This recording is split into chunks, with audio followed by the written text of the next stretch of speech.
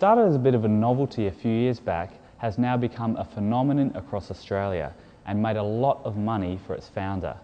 I'm talking about Boost Juice, a concept started just 4 years ago by Janine Allis. Janine has now been recognised as one of the most successful female entrepreneurs in Australia, having won numerous business awards, including the Telstra Businesswoman of the Year award. From one store in Adelaide, Boost has literally exploded across Australia, and they recently bought out their nearest competitor, Viva Juice. They now have 150 stores throughout Australia and New Zealand and are on track to turn over $100 million this financial year. I caught up with Janine and asked her about the keys to her business success.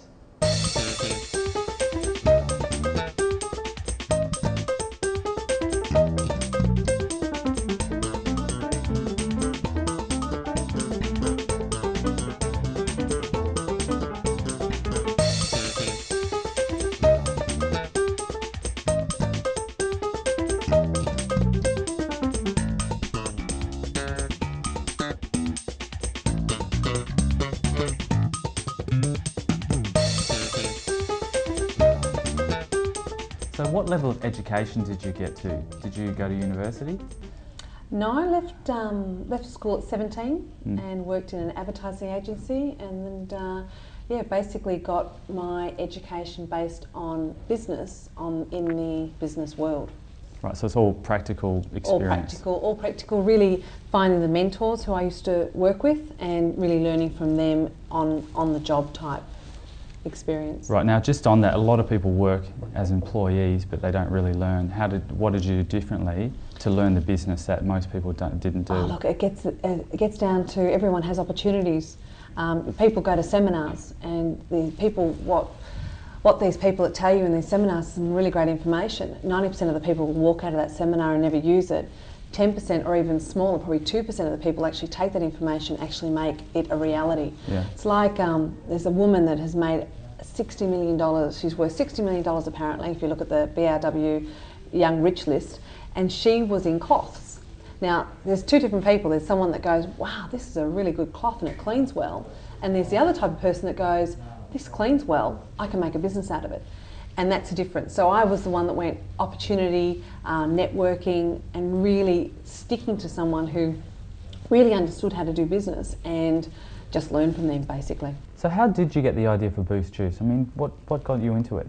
Oh, look, we heard about a concept in America that had a smoothie juice bar concept, been going for 13 years, or actually at that time it had been going for 9 years.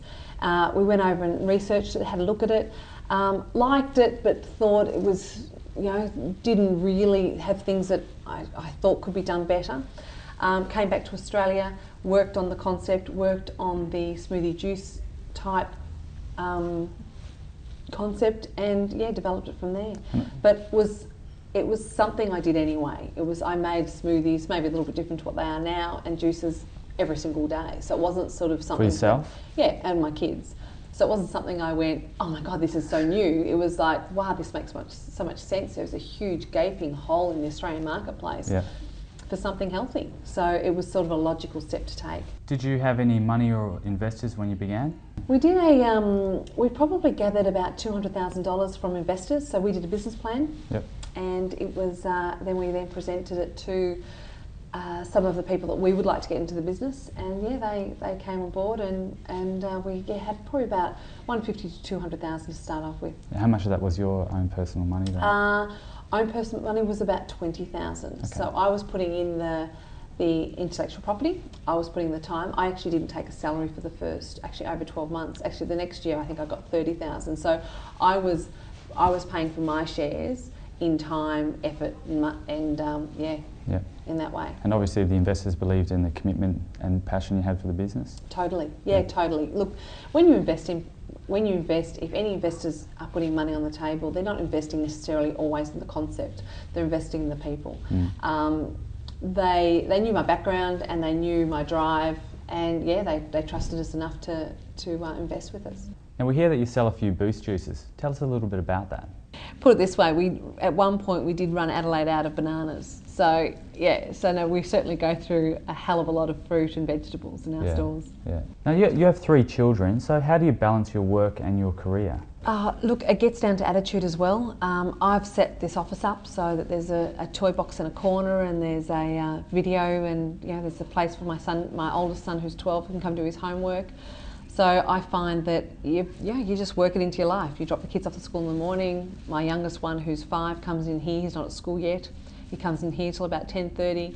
I have a fantastic mother that supports me with looking after them. She'll pick him up at 10:30. She drops them back at 4:30 in the office, and they play in the office and do their homework or play with their toys in this room. And you can do anything. Every problem has a solution.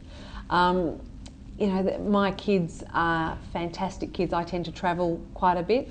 I bring them with me. You can actually, particularly if you've got your own business, you can have the flexibility to really have your cake and eat it too. So, Janine, tell us about your 5 keys to success. 5 keys to success. I think being honest and transparent, not giving up your coping mechanisms. When I say that is that your life can't just be all work. If you play football, make sure you don't give it up. Don't go, I'm too busy for that.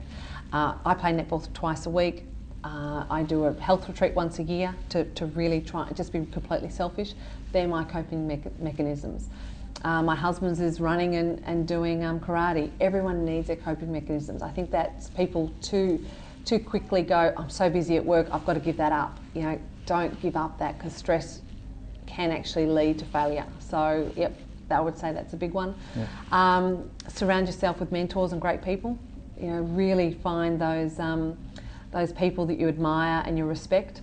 It blows me away when people say, I'm going to get some financial advice, and they go to someone who has no experience, who has less money than themselves. Ask people that have actually successful. When you have a business idea and someone says to you, that's not going to work, have a look at what they're in their life. 5%, or actually I think it's 2% of the population is actually truly successful in business. The person that's giving you that negative advice, are they that 2% or that 98%? Really look at the people who you're talking to and the mentors that you want to choose, and really make sure you're speaking to the right people. Right. That's 3. And I think that without your health, your business is nothing anyway. You've got to have a clear mind. You've got to have you've got to be able to eat well. You've got to keep that in perspective too. Look, I fall into the trap sometimes. You're running out of the house. You've got the kids are fed. You've made sure they're okay. You run out. You go, you haven't looked after myself. You've got to make sure that you look after yourself. And 5. It's not all about the money. Don't be greedy. Always leave something in the deal for someone else. There's enough out there in business for everyone. Now, do you believe that anyone can do what you've done? And if so, how? Anyone can achieve their heart desires. Anyone can. You just have to believe it. They do have to do 3 things. They have to think it, they have to speak it, and then they have to action it. And it's as simple as that. And you have to believe it. You actually can achieve anything you want. You just have to believe in yourself, and you just don't. We actually talk about the word try. If someone comes up to me and goes, Janine, I'm going to try and achieve that for you. It's like, don't try. I don't want you to try and achieve it. I know you can do it. Just do it. And it is so true. If you are continually trying, that's what you'll continually do. You'll try and try and try, and you'll actually never achieve it. You just need to do it. So it is all about attitude. Anyone can achieve